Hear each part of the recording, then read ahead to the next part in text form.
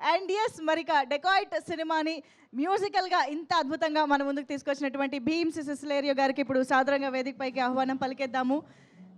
నీవెంట నేను రూబారు అసలు ఒక్కో దాని మించి ఒకటి చిచ్చుబుడ్డి అయితే ఇంక చెప్పక్కర్లేదు, అందరి చేత స్టెప్పులు వేయిస్తుంది. So as now over to Bheems. First of all అందరికీ నమస్కారం అండి. ఈ సినిమాకి ఫస్ట్ పాట నన్ను ఫస్ట్ మీట్ అంటే నేను శేష్ సార్ కలిసినప్పుడు, షనిల్ సార్ కలిసినప్పుడు ఫస్ట్ సిచ్యువేషన్ చెప్పినప్పుడు కథల ఒక ఐడియా చెప్పినప్పుడే ఫస్ట్ ట్యూన్ అయిపోయింది రూబరు. దాని తర్వాత నీ వెంటే నేను నా వెంటే నువ్వు ఇది కూడా అయిపోయింది. ఒక చిచ్చుబుడ్డికి మాత్రం ఆల్మోస్ట్ ఒక 30 to 40 వరకు పంపించుంటాను ట్యూన్స్. కాకపోతే అందులో నాకు నచ్చిన ట్యూన్స్ కంటే కూడా ప్రజలకు నచ్చే ట్యూన్ ఏదైతే ఉందో అది మాత్రం శేష్ సార్ ప్రాపర్గా క్యాచ్ చేసి అది మన ముందు ఉంచారు. దాని పేరే చిచ్చుబుడ్డి. అండ్ ఈ సినిమాలో బ్యాక్గ్రౌండ్ స్కోర్లో మీకు మరి ఇంతలా ప్రేమిస్తారా, మరి ఇంతలా ప్రేమిస్తారా, మరి ఇంతగా వేధిస్తారా, మరి ఇంతలా ప్రేమిస్తారా అనే సాంగ్ని పూర్తి స్థాయి పాట ఉన్నప్పటికీ కూడా ఇది ఇక్కడ ఉంటే బాగుంటుందని నన్ను అడిగినప్పుడు నాకు అనిపించింది. ఒక చిన్న మనిషి పూర్తి స్థాయిలో తయారయ్యాక ఒక అమ్మాయి అయినా ఒక అబ్బాయి అయినా ఒక చిన్న బొట్టు దేవుడి రూపంలో మనం ఇక్కడ పెట్టుకుంటే అది గొప్పగా ఉంటుంది. ఒక అమ్మాయిలు అయితే ఇక్కడ చిన్న బొట్టు బిల్ల పెట్టుకుంటే అది అందంగా ఉంటుంది. సో అది చిన్నదైనా పెద్దదైనా దాని ప్రత్యేకత దానిదే కాబట్టి అది అక్కడ ఉండడం నాకు రైట్ అనిపించింది. అందుకే అది దాన్ని సినిమాలో పెట్టినప్పుడు సినిమా థియేటర్లో చూసుకున్నప్పుడు గర్వంగా ఫీల్ అవ్వడం చాలా సంతోషంగా అనిపించింది. ఇకపోతే షనిల్ డియో సార్ డైరెక్టర్ గారు షనిల్ డియో సార్, మిమ్మల్ని కలిశాక మీతో మాట్లాడాక మిమ్మల్ని కలుస్తూ ఉన్నప్పుడు మీతో డిస్కషన్స్ చేస్తూ ఉన్నప్పుడు పాటల విషయంలో కావచ్చు, పర్సనల్ విషయాల్లో కావచ్చు, నాకు అనిపించింది ఏంటంటే మిమ్మల్ని చూసినప్పుడు మీరు ఎంత శాంతంగా ఉన్నారో మీ మాటల్లో కూడా అంతే ప్రశాంతత ఉంటుంది. నిజం చెప్పాలంటే పోలిక నాకు తెలిసి గొప్పదని నేను ఫీల్ అవుతున్నాను. ఒక మదర్ తెరీసా కనుక నిజంగా బతికుంటే మీ రూపంలో ఒకవేళ జీవించి ఉంటే కనుక అంత గొప్ప మనసుని, అంటే ప్రపంచంలో కరువు లేనిది ప్రేమ ఒక్కటే అని చెప్పిన గొప్ప మనిషి మదర్ తెరీసా గారు. అందుకే నేను అంటున్నాను ప్రపంచంలో కరువు లేనిది ఒక్కటే ప్రేమ ఒక్కటే. అలాంటి ప్రేమని ఇవ్వగల మనసున్న గొప్ప వ్యక్తి Shanil sir. And thank you so much. వీలుంటే చెప్పండి, మీతో కలిసి నెక్స్ట్ ప్రాజెక్ట్ చేయాలనిపిస్తుంది, నాకు చేయాలనే కోరిక ఉంది నాకు. ఇకపోతే రెండోది, చాలాసార్లు సహనాన్ని కోల్పోతూ ఉంటాం, చాలాసార్లు ఓపిక నశించిపోతూ ఉంటుంది, చాలాసార్లు మనకు కోపం వస్తూ ఉంటుంది. ఎందుకు ఈ పని, ఎందుకు ఇదంతా అని ఒక తెలియని నిరాసక్తత, నిరాశ మన దగ్గరికి వస్తూ ఉంటాయి. కానీ పూర్తి స్థాయి ఒక పనిని ప్రేమించి పూర్తి స్థాయిలో దాని పట్ల బాధ్యతగా దాని మీదనే దృష్టి కేంద్రీకరించి ఒక పనిని సగర్వంగా ప్రపంచం ముందు నిలబెట్టగలమని ఒక పూర్తి స్థాయి సహనం కలిగినటువంటి ఒక వ్యక్తిని, పూర్తి స్థాయి ఒక ఓపిక ఉన్నటువంటి వ్యక్తిని, పూర్తి స్థాయి నాణ్యత గల పనిని తీసుకోగలిగే శక్తివంతమైన వ్యక్తిని నేను కలుసుకున్నాను. ఆ వ్యక్తి పేరు అడవి శేష్ సార్. ఇది ఎందుకు చెప్తున్నానంటే వేదిక ఎక్కాం కదా 4 మాటలు చెప్పేసి వెళ్ళిపోవచ్చు, 4 కహానీలు కూడా చెప్పేసి వెళ్ళిపోవచ్చు. నేను ఆయన కలిసినప్పుడు భీమా నేను కొంచెం అది, నేను కొంచెం ఇది, నేను కొంచెం నువ్వు ఇబ్బంది పడొద్దు అనేవారు. నేను అన్నాను, మీరు ఎప్పుడైతే రూబరు పాటను నా దగ్గర నుంచి ఒక ట్యూన్ రూపంలో తీసుకున్నారో నేను అప్పుడే ఫిక్స్ అయ్యాను. ఓకే, నేను ఏ ఉద్దేశంతో అయితే చాలాసార్లు ఇలాంటి పాటలు చేయాలని కోరుకున్నాను, ప్రజల ముందు తీసుకెళ్లాలనుకున్నాను, అలాంటి ఒక సినిమా నాకు దొరికిందని నేను ఆశపడ్డాను.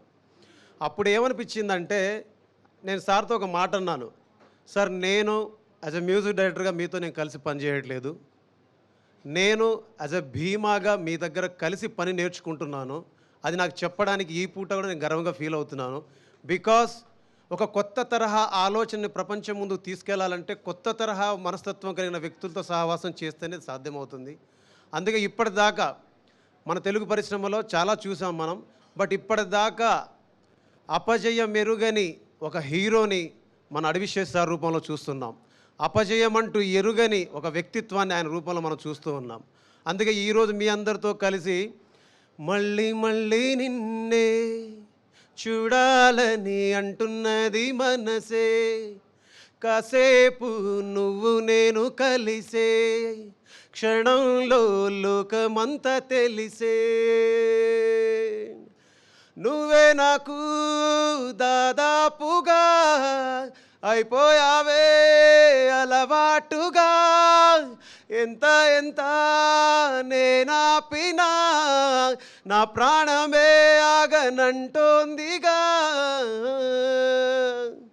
రుబరు ఏ రుబరు ఏ రుబరు రుబరు ఏ రుబరు ఏ రుబరు. ఇలాంటి పాటను మీ దాకా తేగలిగాం.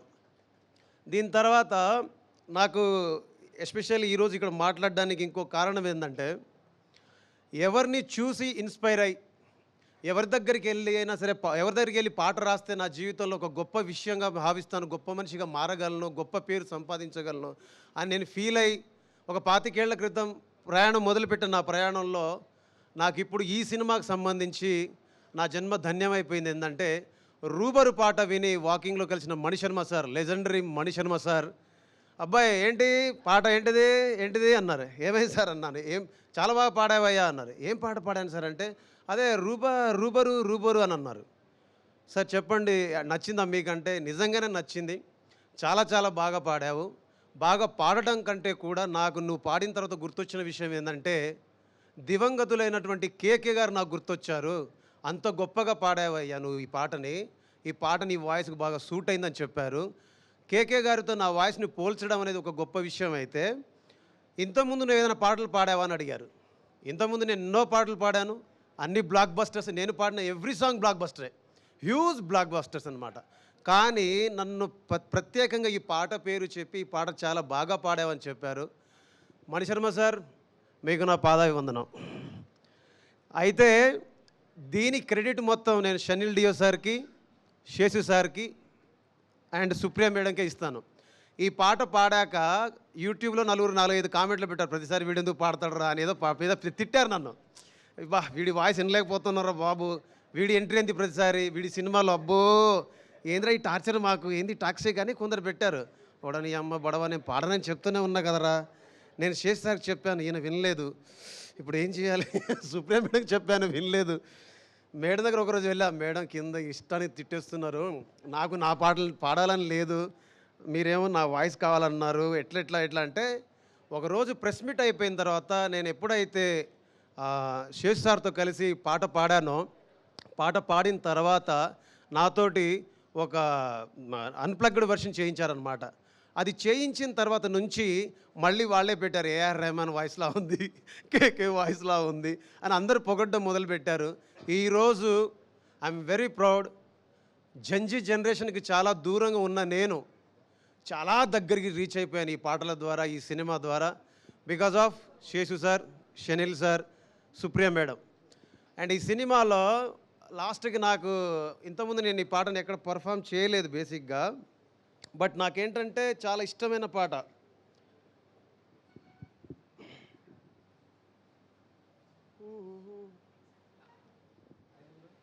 శుభ్రంగా సార్ మీరు పాడతారంటే మాకు అంటకంతేనా? అంటే మనం టైం తీసుకోవద్దు. అన్ఎక్స్పెక్టెడ్ మ్యూజికల్ కాన్సర్ట్ ఈరోజు థ్యాంక్స్ మీట్లో. ఏ రోజైతే వదిలేసి వెళ్ళావు నా ప్రేమని, ఆ రోజునే వదిలేసుకున్నాను నాశని, నమ్మేదెలా నా కళ్ళ ముందుంది నువ్వేనని, పొరపాటుగా కలగంటూ ఉన్నానా నిన్నని,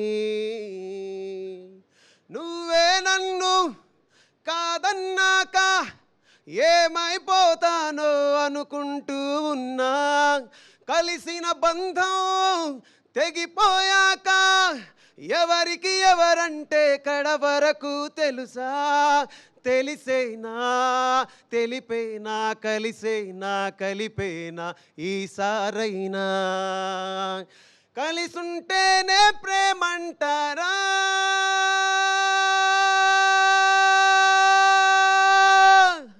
నిజమంటేనే కల అంటారా,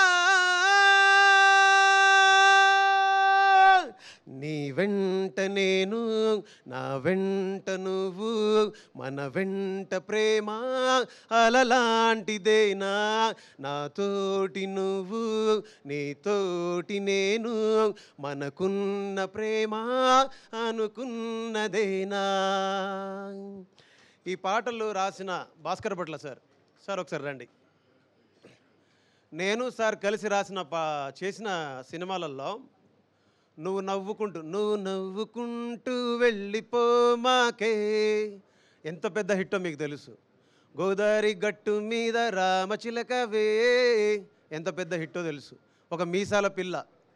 కానీ అన్ని పాటల్లో ఇది మాకు మాత్రం ఒక ప్రత్యేకంగా ఉండిపోతుంది. ఎందుకంటే అన్ని సినిమాల్లో సార్ ఒక్కొక్క పాట మాత్రమే రాశారు.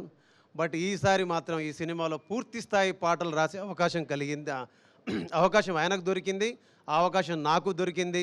ఆ అవకాశం ఇచ్చినందుకు, అన్ని పాటలు రాసే అవకాశం ఇచ్చినందుకు మనస్ఫూర్తిగా Seshu sir, Shanil sir, Supriya madam, thank you so much. నేను ఫైనల్గా చెప్పాల్సిన వర్డ్స్ సుప్రియ మేడం గారి గురించి 2 ముక్కల్లో చెప్పేస్తాను. ఎక్కువ టైం తీసుకున్నట్టు క్షమించండి. అన్నపూర్ణ స్టూడియో ముందు ఇంతకుముందు వాటర్ పైప్ లీక్ అవుతూ ఉంటుంది అనమాట. ఆ వాటర్ పైప్ లీక్ దగ్గర నుంచే వాటర్ వస్తుంటే ఆ వాటర్ తీసుకొని అక్కడే బట్టలు ఉతుక్కొని అక్కడే పాటలు రాసుకుంటూ అక్కడే ఆ పిచ్చి మొక్కల మీద ఆరబెట్టుకొని అక్కడి నుంచి ఈ స్టూడియోలోకి ఎలా రావాలి, వీళ్ళని ఎలా కలవాలి అని సుమారుగా ఒక 8 సంవత్సరాలు అక్కడ తిరిగేవాడిని, కలవడానికి ప్రయత్నాలు చేసేవాడిని, తన్నులు తినేవాడిని, ఎదురు చూసేవాడిని. కానీ ఒకరోజు రానే వచ్చింది అన్నపూర్ణ స్టూడియోలోకి నన్ను తీసుకెళ్ళి ఒక స్టూడియోలో నాకంటూ ఒక రికార్డింగ్ స్టూడియో పెట్టుకొని పనిచేసే అవకాశం ఈ నేచర్ ప్రకృతి కల్పించింది. అలాంటి ప్రకృతి నాకు దీవెనలు ఇచ్చి సాక్షాత్తు ఒక కనకదుర్గం అంటే బెజవాడ దుర్గమ్మ లాంటి ఒక గొప్ప దేవాలయంలోకి నన్ను ప్రవేశపెట్టింది. అక్కడ సుప్రియమ్మను కలిసే అవకాశం, మాట్లాడే అవకాశం మాత్రమే కాకుండా కలిసి సినిమా చేసే అవకాశం, అన్నపూర్ణ స్టూడియోస్ ప్రజెంట్స్ అని పెట్టుకున్నప్పుడు పైన ఆ బ్యానర్లో సినిమా చేసే అవకాశం అండ్ మేడంతో కలిసి సాక్షాత్తు కలిసి పనిచేసే అవకాశం దొరికినందుకు భగవంతుడికి, ప్రజలకి, నాతో నన్ను నడిపించిన పాటకి నేను ఎప్పుడు ధన్యవాదాలు చెప్పుకుంటూ, అమ్మ థ్యాంక్ యూ సో మచ్ అమ్మ, మీకు రుణపడి ఉంటాను.